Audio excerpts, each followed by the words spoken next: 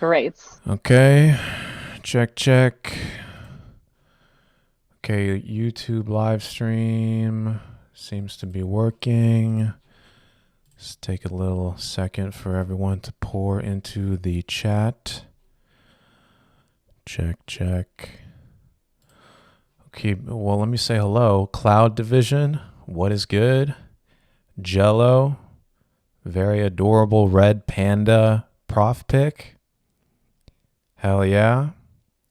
Is there a chat, or is there any written chat, or is it just a voice for this Yes, one? it's also a written chat. I will tag you there. Okay, beautiful. Oh, nice. Hell yeah.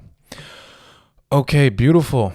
All right, so I think are we good to go, Michelle? Yes, we're good to go. Okay, People beautiful. are slowly joining in.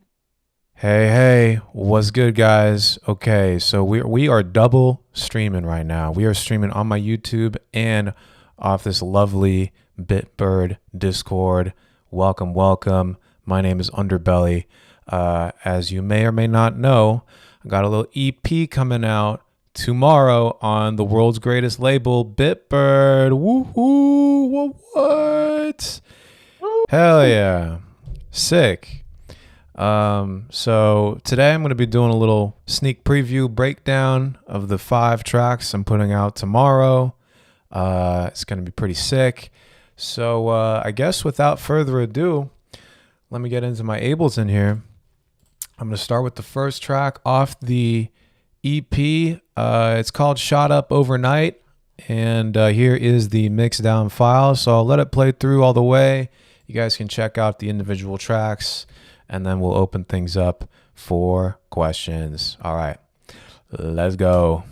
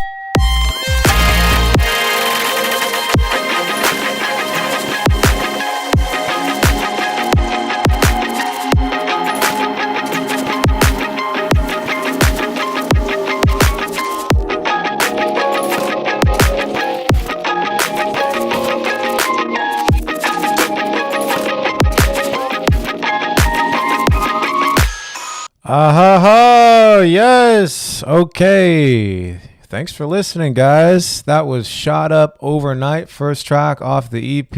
Let me check what the good old Discord is saying. Okay, let me just go through the questions people have. First one, Jack, Cloud Division. I have a question. How did you become so big brain? Well, very excellent question, Jack. First off, I have an unusually large head. Most of it is filled with hot air, various other sulfuric gases. So it's just kind of a genetic thing.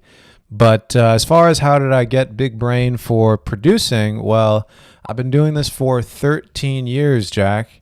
And even before that, my parents made me do classical piano. Actually, me, my brother, and my sister were all made to do classical piano from the age of 7.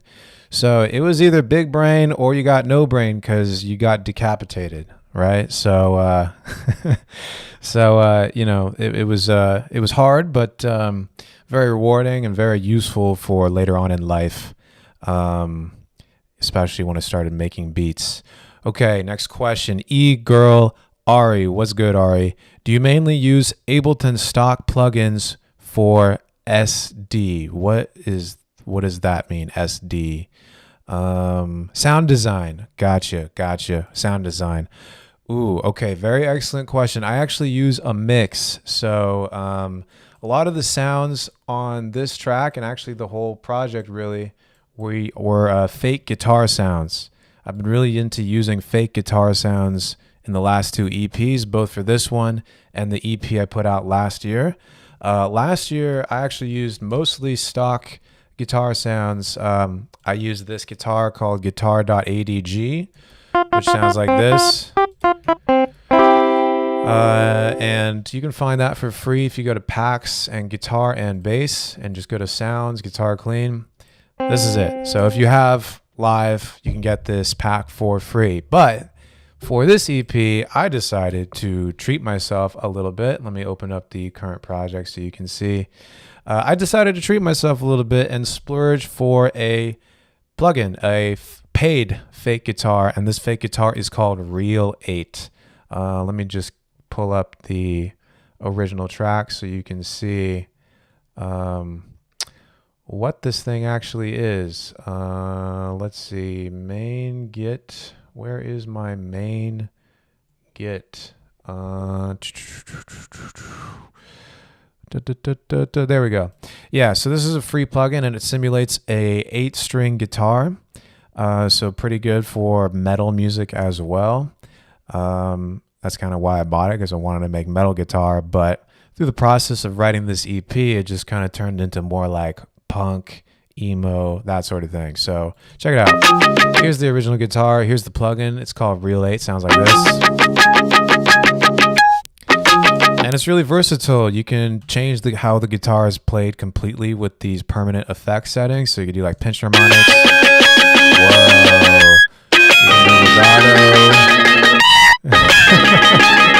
You can make it sound really crazy, really fast. And as far as other plugins go, I use like this chorus called Multiply a lot. Here, let me change this back to bridge mute real quick.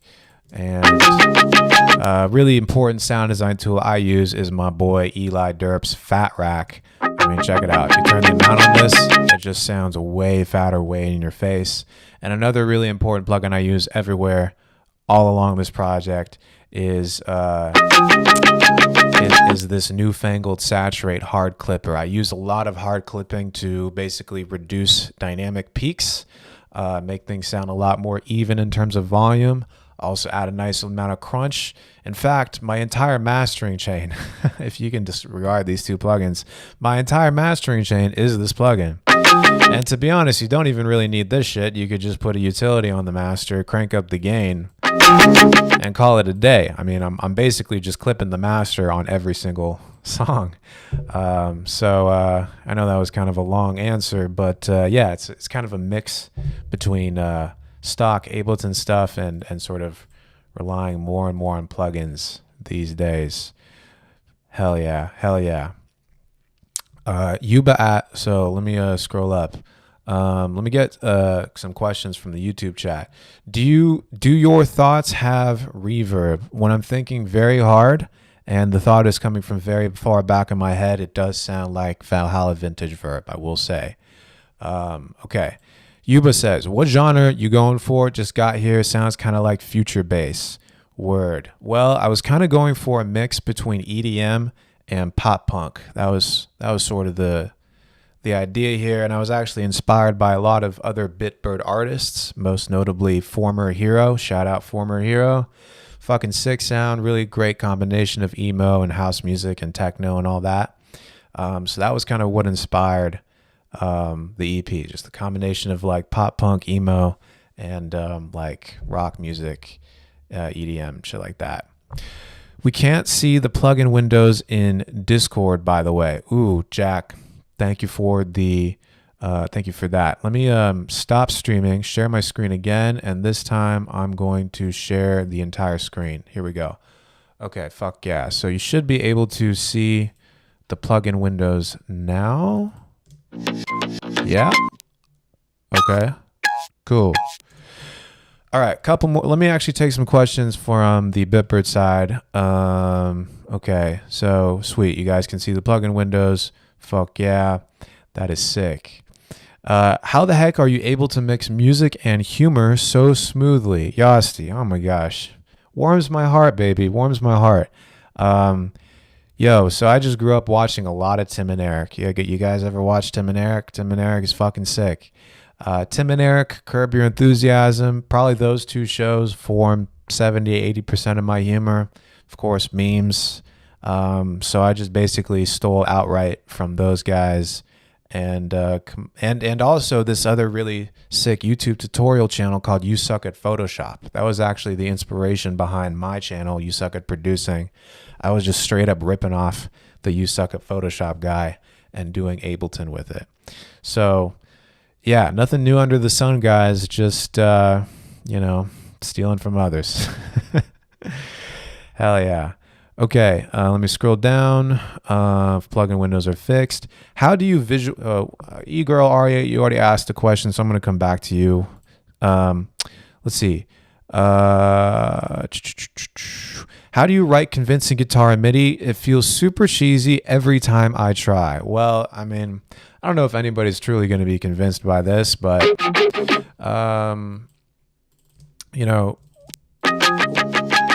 with something like this, I mean, you can see, if you look at the MIDI, it's all very on the grid, but I am using this arpeggiator to kind of create that short plucky sound. So check this out. That's what it's like without the arpeggiator, and I've set it to chord trigger. So basically what that means, it's going to take these chords and repeat all the notes of the chords every eighth note. I mean, that obviously doesn't sound convincing. But I just left it at eighth notes the whole time, so that felt more like what an actual guitarist could physically do. And then, just part of it is just getting the tone right. So like using things like pedal and Ableton to sort of get the right amount of crunch. But I'm always playing with, creating guitar parts that sound kind of realistic, but also guitar parts that are just very clearly 100% fake, and just kind of working with that juxtaposition, that sort of uncanny valley of guitars. Hell yeah.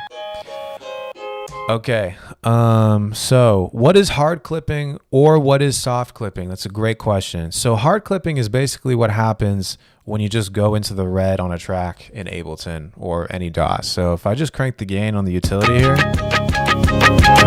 and it's going into the red like that, basically what's happening is Ableton is just slicing off the stuff that is going above 0 dB.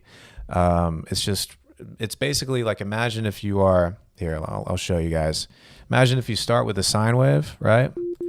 And you put a hard clip saturator on the sine wave. Here, so another word for hard clip is digital clip, because I was saying this is what happens in Ableton every time you clip in a digital DAW. And let me get an oscilloscope so you guys can visualize what's happening. So I have a sine wave, right? Check it out. Very round, very smooth, very beautiful. And as soon as I crank the drive on the saturator, whoops. me just turn it down. You can see that it just basically slices off the peaks of the sine waves. And if I go even harder, it just eventually turns into a square wave. So it just slices off the tops and bottoms of the peaks of the sound. Whereas if you do analog clip or soft clip, if you look at the shape of the sine wave, it kind of rounds out more. So it's less of an abrupt just slicing off. So if I compare the two, you can see it's more of like a hard 90-degree angle, whereas this is sort of rounded off. So it's just like a more aggressive version of clipping. And yeah, that is what I'm doing on basically every single fucking track here. So I hope that answers the question. Discord is weird. If you share full screen, the audio will be gone. Oh my God. Well, I'm going to prioritize audio over plugins here. Sorry, guys. Let me do screen, applications, go live. Okay. Thanks for bearing with me on the technical difficulties. First time streaming on Discord, if you can believe that. All right. So I'll try to stick with with no plugins if we can do that. But at least there you guys got the visual. If you want to hear it, the difference between analog clip and digital, this is analog, kind of rounded off. Digital, a little bit slightly more aggressive, more crunchy. Yeah, not a huge difference on the sine wave. Okay, sick. Awesome. Let's go back to Discord. Okay. Nice. How do you visualize stereo? I honestly never know how I should treat it and do it properly. Okay. Excellent question. How do I visualize stereo? So, I mean, honestly, I use imagers a lot. So, like, for example, on this bass here, yeah, let's crank the shit up on this. By the way, is the sound at a good level compared to my mic? Okay, so check out this bass, for example. I actually did a little short video on this, but in Ozone Imager, I'm using the paid version, but there's a free version that looks pretty similar. You have this little pie chart looking thing. And, oh, fuck, all my Discord peeps can't see this, unfortunately, but you can jump over to the YouTube stream if you want to check this out. But yeah, there's this pie chart, and basically everything in the middle pizza slice right here is in phase. That's the stuff that is more or less in the center, and the stuff that's to the left and right of the central pizza pie is out of phase. So you generally want most of the audio to be in phase right here. And if you start going way out, like if you do something like this, here, let me stereoize this. If it starts like really going out there, I mean, even if I really crank this, it's still in the middle because I have a pretty mono bass sound. Then you sort of lose more information, and it becomes less quote unquote mono compatible. So for something like this bass sound, what I've done is I've spread out the upper frequencies, all this stuff over here on the right, and I've kept the lower frequencies, which sound like this, perfectly mono. So I tend to think of my mix almost like a tree. Like the higher frequencies are the branches. Those are the pretty beautiful leaves and flowers and woodland creatures. Those you can afford to spread out nice and wide. The lower frequencies, that's the trunk of the tree. That's the bottom. That's perfectly mono, perfectly in the center, because it needs to support all the beautiful wide branches on top. It needs to be that dependable, strong mono force. So that's sort of how I think about stereo width and all that. Okay, we're 20 minutes in, so I probably got to go to my next song. So let me just keep going because I could talk about this shit all day, baby. Cool.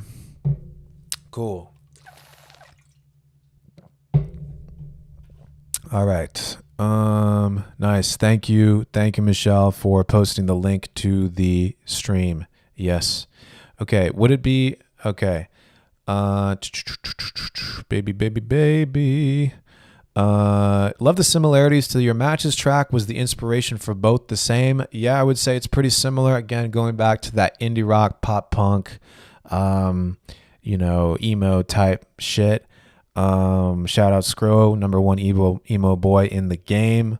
But that last matches track, I think it's inspired by things like rhythm, dubstep, and also just metal music. This is less Animals as Leaders, more Paramore. You know what I'm saying? So let me just take all this stuff off the master so we don't totally kill the CPU. And here's my second track off the EP, guys. It's called parentheses. You'll see why it's called that in just a second. Let's take a listen.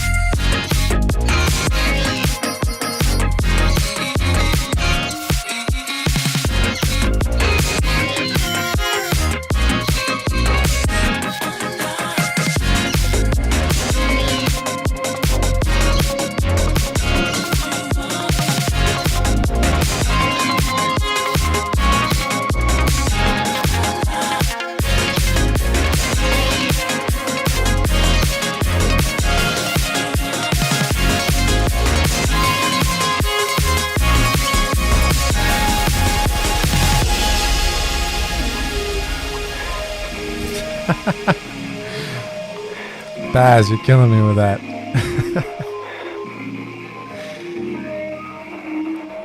Yes. Okay, track 2, ladies and gentlemen. That was called So good. Cool. Yeah, thank you so much for listening to that. Let me check the Discord. It's like future funk from the future. Good, baby. Okay. So let's see. Yeah, this one's special because I'm actually trying to sing. So, big mistake. We'll see how it plays out for me in the future. But check it out. This is what it sounds like. Holy guacamole. So I've just basically taken all these different humming takes. Very lyrically, dense material. I'm basically Aesop Rock over here. And I've just totally crushed and distorted the living daylights out of this. I've used this Fat Rack like a bajillion times over on this. Also pedal on the fuzz setting, guys. Holy crap. That is a great plugin. So I use that a ton. And then again, for the guitars, I'm using Real 8 once more. Here, let me show you guys how I made that metallic texture on it, because that's something I use a lot throughout the EP. So let me go to current project, Red House. That was the code name. Yeah. By the way, you might notice everything here is bounced to audio, and that's because I mix everything in audio. This is just the mix down session. Usually, if I'm just working on the song, most of it is still in MIDI. So let's see here. We're looking for main Git. There it is. And yeah, I can just take tracks from the original MIDI project and drag them into the audio project to show you guys. All right, so here it is. Okay, so my boy Eli Derp, who not only made this Fat Rack, made this incredible effect rack called Gabriella. And if you open it up, it's basically a bajillion choruses stacked together. And when you turn the dry wet up on this, you get like this super insane metallic effect. So I use that a ton. I actually automated this. So if you look at the automation, I just have these little swells here.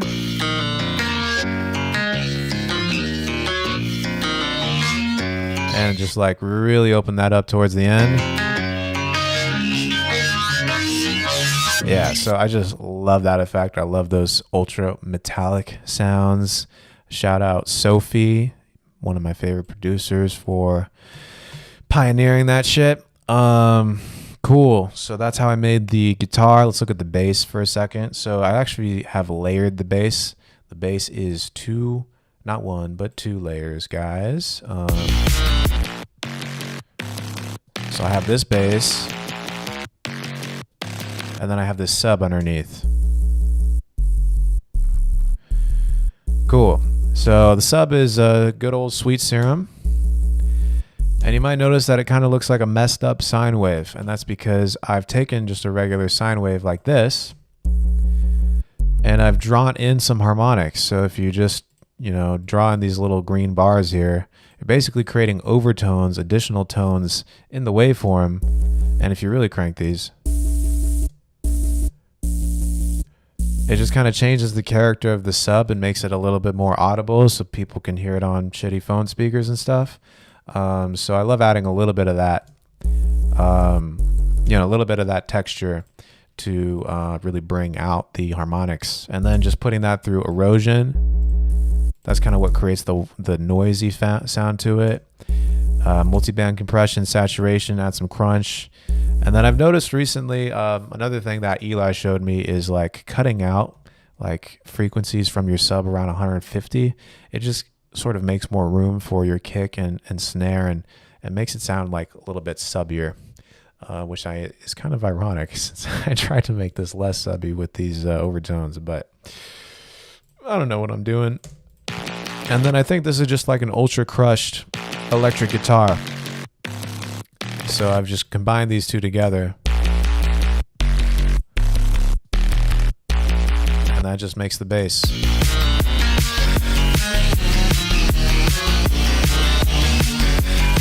Hell yeah. Awesome. Let me go back to the Discord, see what people have to ask. Cool. Feel free to ask questions. I have an ultimate question. Where do you find inspiration mainly? Do you write music with feelings/emotions you got, or from loops, or else? Excellent question, e-girl Ari. So like everyone else, I have thoughts and feelings. Who would have thought? Some people think I'm just a faceless YouTube personality, and don't worry, I am. But I sometimes occasionally feel things, like once a week or so. But most of the time, honestly, it's just like I'm listening to people's, feeling is cringe 100%. That's the platform I want to stand on. Yeah. I mean, that's what Sanho is all about, right? I'm just kidding. We got to treasure that guy's feelings, man. Oh my God. So I try not to feel things, but occasionally I do, and it's unfortunate, but occasionally I even put these feelings into music.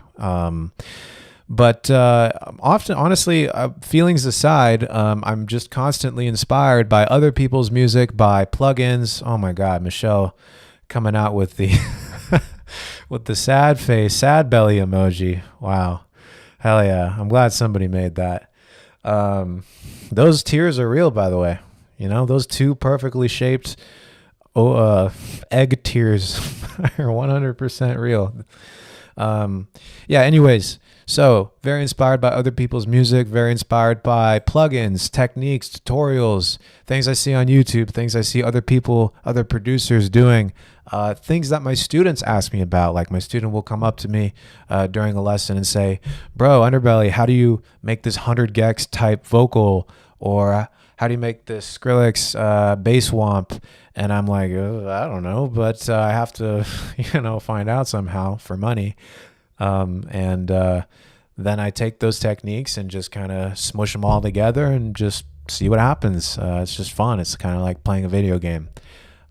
So while I do occasionally feel, also a lot of it is just being inspired by other people's work and techniques and all just the nerdy shit that goes into making music on a computer.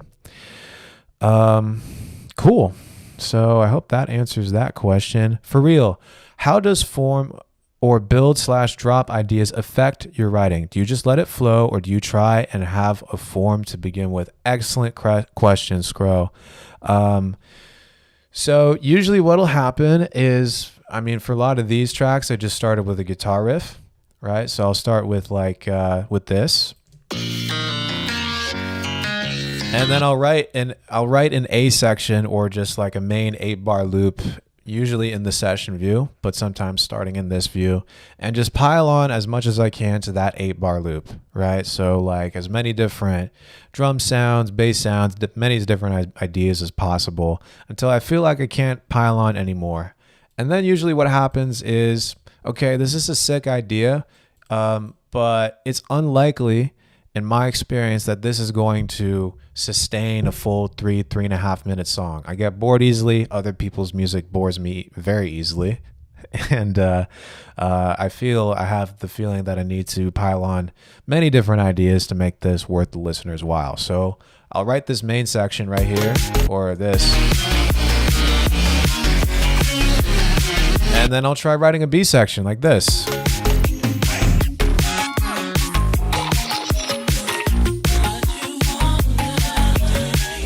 And then usually after I write A and B, then I kind of feel like there's probably enough musical content to turn this into a full song, or like the idea is fleshed out enough that it's just not gonna die as soon as I try to make it more than a minute long. And that's when I would write things like an intro or a breakdown,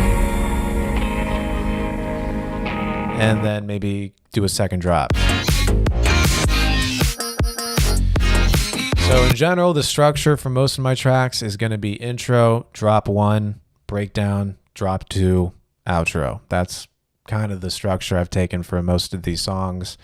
That being said, drop A and drop B could be wildly different. I like it that way. But yeah, that's kind of the general structure here. Cool. How to emotion more from song. Very good question, MM. I don't know. I don't know. Feel more? Okay, so that's track 2. Let me go on to track 3, guys. So let's see. Track 3. I think it has some swear words. Nope, we're not on the swear word track yet. We're on slowcore. So let's do this. So fun fact, this was actually the first track I wrote for the EP. I didn't even know I was going to write an EP until after I written this. But I just liked it so much, and I was like, damn, I want to turn this into a whole project. And this was actually pretty directly inspired by former Hero song Deepfake. Really sick track. This sounds nothing like it, but I really like that song. So that's kind of where the inspiration came. Okay, let's hear it. This is it's called Slowcore originally, but new title is Rocking in My Window. Let's hear it. Kind of a little intro here. There we go.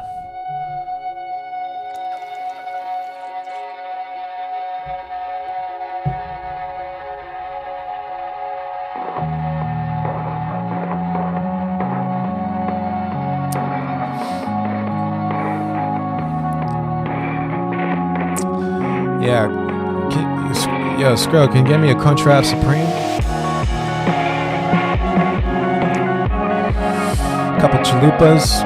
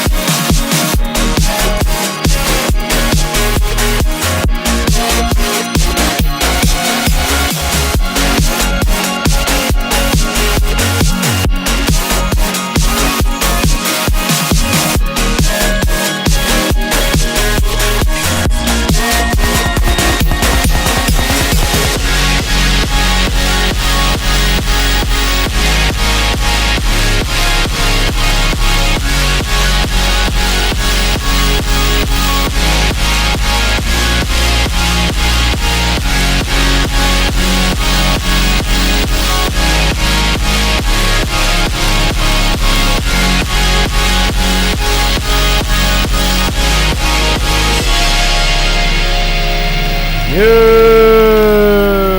Woo-hoo! Yes. Okay, that was track number 3, Rocking in My Window. So yeah, like I was saying, this is actually the first track I wrote for the project. It's also, I think, the most different from all the other tracks. I think it's kind of natural that the first track, you're trying to new shit, you're experimenting, and maybe the execution or maybe the mix isn't the best, but whatever. So I personally still find some problems with the mix here. I think maybe it's a little bit too crunchy, whatever, but you know, at a certain point, guys, you gotta turn it into the label. So you know, that being said, my perfectionism aside, I really like these drums that I made in the beginning. I think these drums are sick. And I actually took all these drum samples from a sample pack made by my boy Daryl King. Daryl. It's Darren King.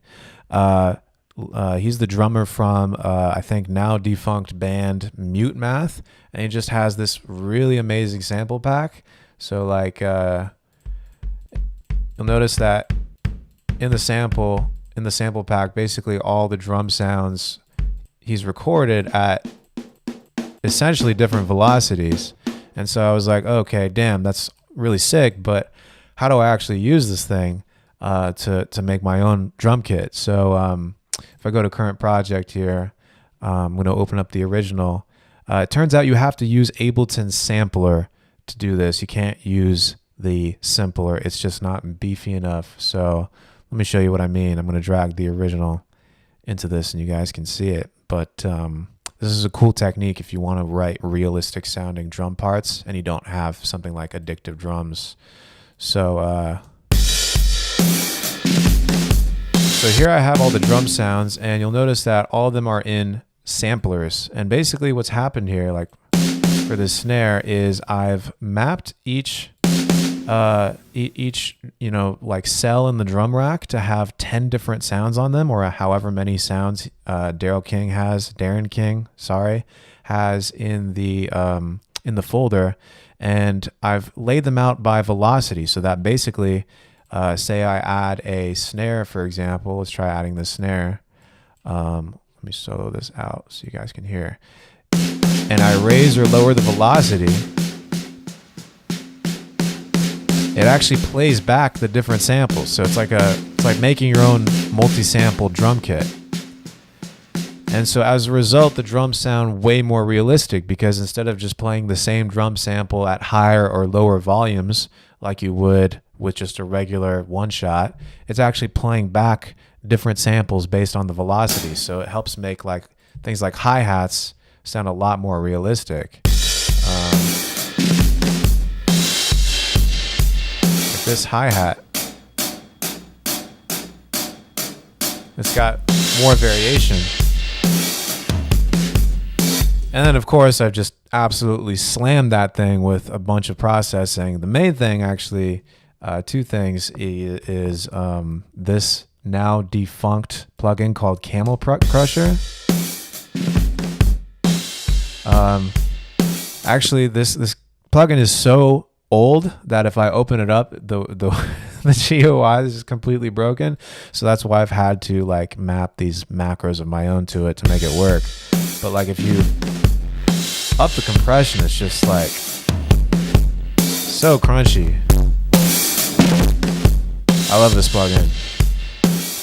And then I use this other plugin called Sketch Cassette, which is like a tape emulation. So I absolutely love that. And this is a really cool plugin if you want to make anything sound lo-fi, this color thing.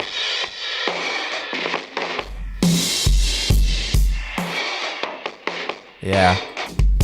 Super awesome. This is a free one, actually. You can get it off the Ableton website. I think it's part of the Max for Cats collection.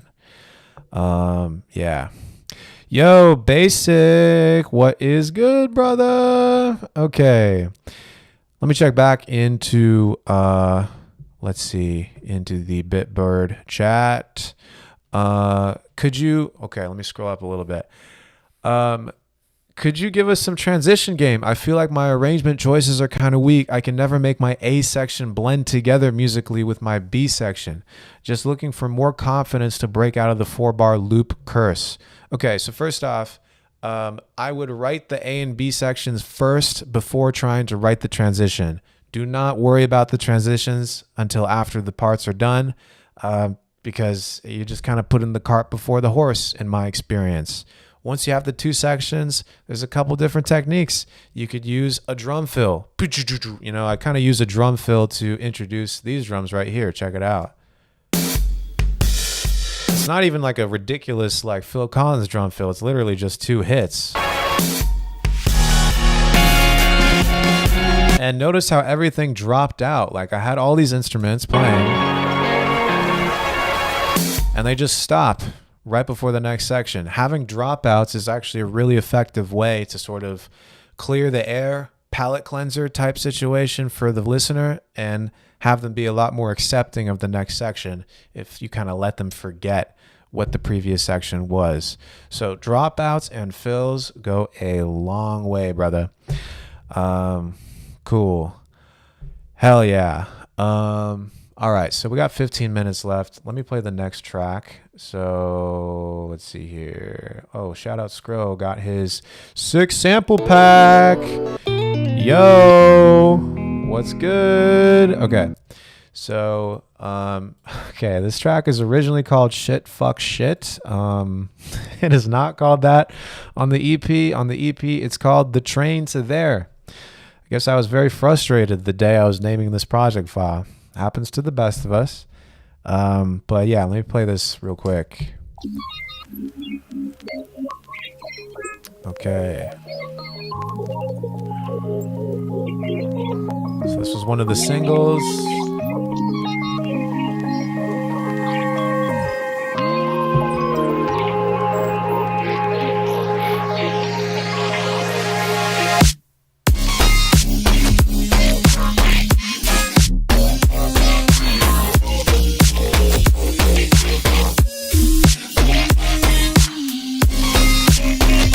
Yep, did the vocals on this too.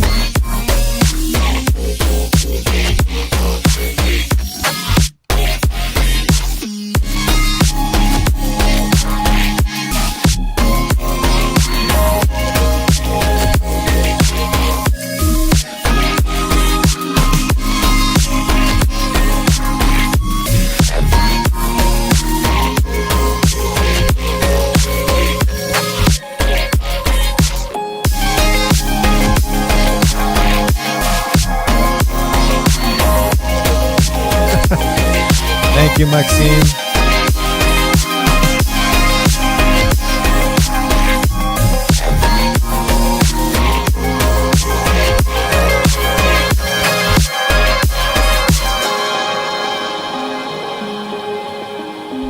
Yes, yes.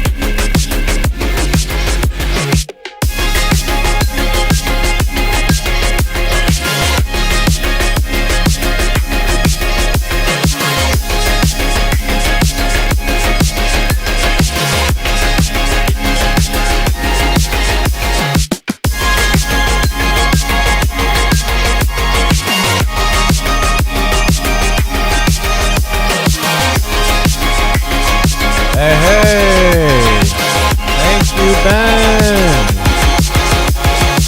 You the man. Oh, and yes, shout out Drove Calcoen, baby. Okay. Yeah, that was track 4. Train to There. Yeah, shout out Drove Calcoen for making the visuals for this one, and Shot Up Overnight. His and also all the like little teasers and Instagram shorts and stuff. Yeah, so for the EP, if you guys haven't seen, we've made little music videos, visualizers using AI to make some ridiculously trippy fucking visuals. So yeah, Drove Calcoen is the AI wizard behind all that. Yeah, he really did an amazing job with bringing this particular track and Shot Up Overnight to life with those videos. So yeah, shout out to him. I will never release the full version of my Rihanna remix, James. I am sorry. That is a TikTok exclusive. Okay, we got 10 minutes left, so maybe I will leave this track at that and switch to the last song. Here we go. Okay, well, maybe let me just talk about one last cool thing about this track. For those of you who noticed, I actually did a time signature switch. So you'll see over on the upper left, we have the BPM of the song, and that is originally correct. Originally, the song is at 91 BPM. But that does not remain the case for halfway through the song. So check it out. All of this is 91.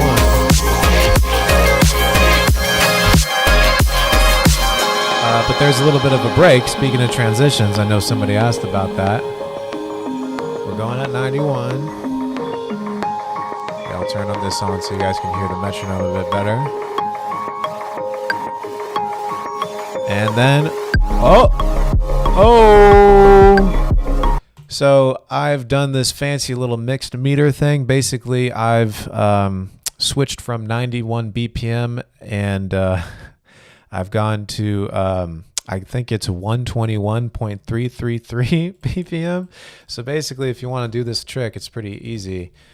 You start with something like a kick like this on every quarter note. Like this, 1, 2, 3, and 4. Or you can do something like this where every kick is dotted. So it's like, instead of 4/16, it's only 3/16 from one kick to the next. So you kind of get this effect.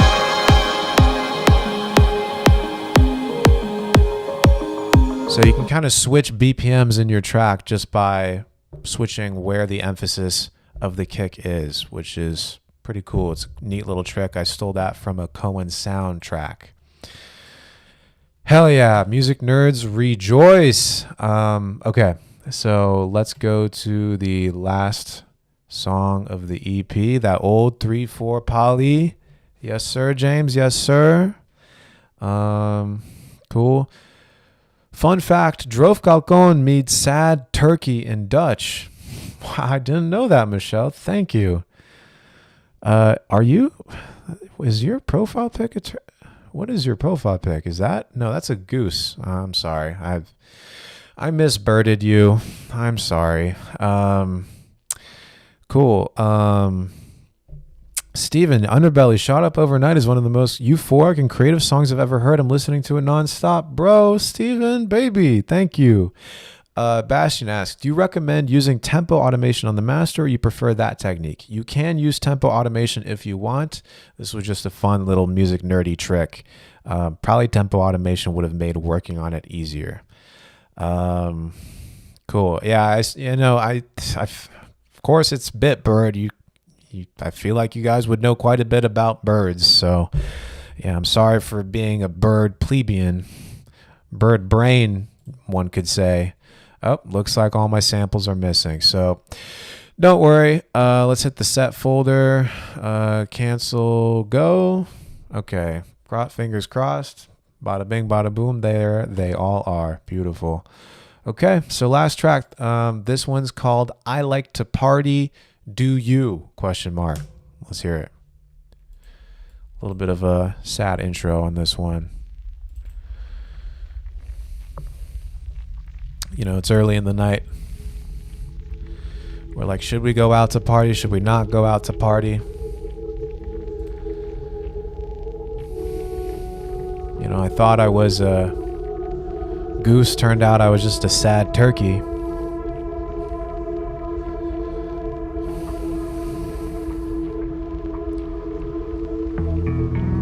Some emo bass.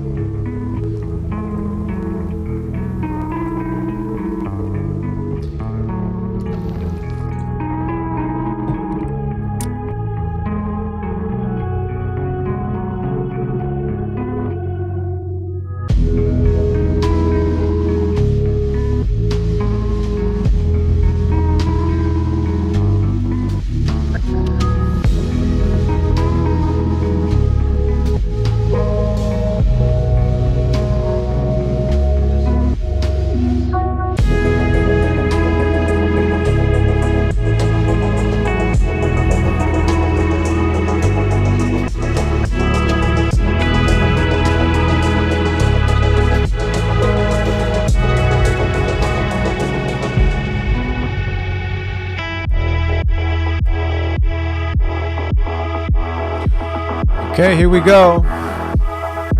We're birds now. Certified bit birds. It's time to party. Let's go.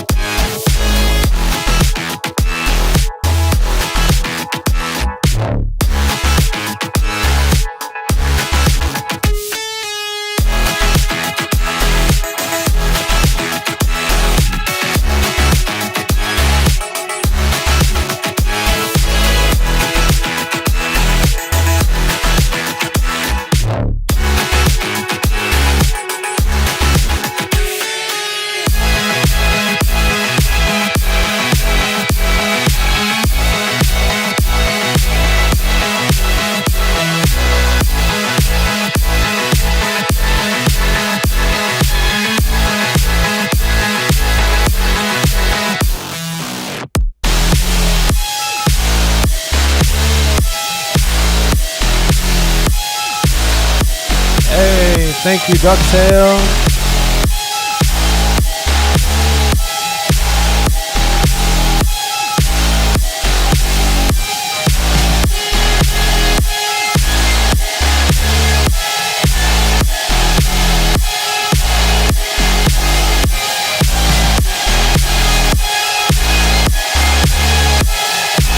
Bird Gang, tweet.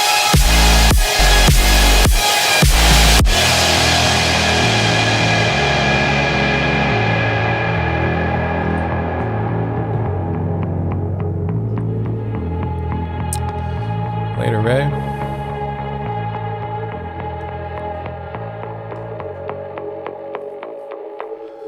Hell yeah. Hell yeah. Okay, that was the last track. That was I Like to Party, Do You. I see plenty of you guys are getting the 90s influence. Yes, Deftones. Yes, Weezer. Yes, all the pop punk days of my youth. Hot Topic, you know, going to the mall, begging my mom to take me to Hot Topic with my friends. That was this era, guys. And then, you know, combine it with some EDM womps for the kids these days. That was kind of the philosophy. So yeah, sick. Let me check the Bitbirders. Bird party. Everybody likes the party. Look at these emo birds. Holy, wait, no, that's a cat. Sorry, I'm misbirding everyone today. But damn, check out that emo bird. Got the mohawk and everything. There's, who is that? Is that Son going hard? What's good? Okay. Yes, this right here, guys. Michelle, you nailed it. Yo, so much emo angst for this. Cool. Let's see here. Shawnee says, yo, these have all been incredible so far. My question is, when would you say that learning the rules helped you to start breaking them? Well, definitely with music theory, guys. Definitely with music theory. I do like to, I recommend learning the rules for that. Learning what constitutes a major chord versus a minor chord versus what would be a very traditional chord progression in the key of B flat major. And then if you know the rules, you can break them more intelligently. You can subvert the audience's expectations. You can do all sorts of wacky stuff. But if you just don't know the rules at all, then it's just going to all come out as bleh, at least in my experience. So 100% learning the rules is very helpful. Cool. Yo, I think we're coming to the end of the hour here, guys, but I just wanted to say, yo, thank you so much, every single one of you guys, for being here. Really means the world to me that you would check out the EP and hang with me. Shout out to Drofgal Cohen for working with me on the visuals. Sick guy. Check him out if you ever want sick visuals for your project. And big shout out to Bitbird for putting me on putting this Discord live stream together, and giving my tunes and art a platform, a reach that I could have never gotten otherwise. And shout out to San, of course, for believing in me. So yeah, EP drops midnight tonight, I guess, on your time zone. So stream the living crap out of it. Tell your friends, tell your mom to take you to Hot Topic so you could put this on over the loudspeaker at the mall. So yeah, I would appreciate that very much.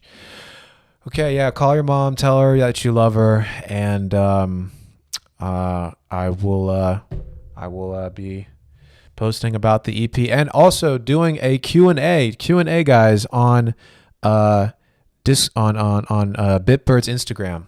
Bitbird's Instagram tomorrow morning, 9 a.m. Pacific. I'll be doing a Q&A, answering more questions if you have any lingering ones.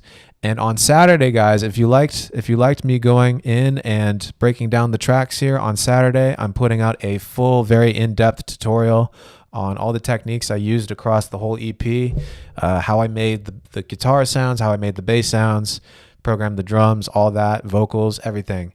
So I'll be posting that on my YouTube on Saturday. So get stoked for that.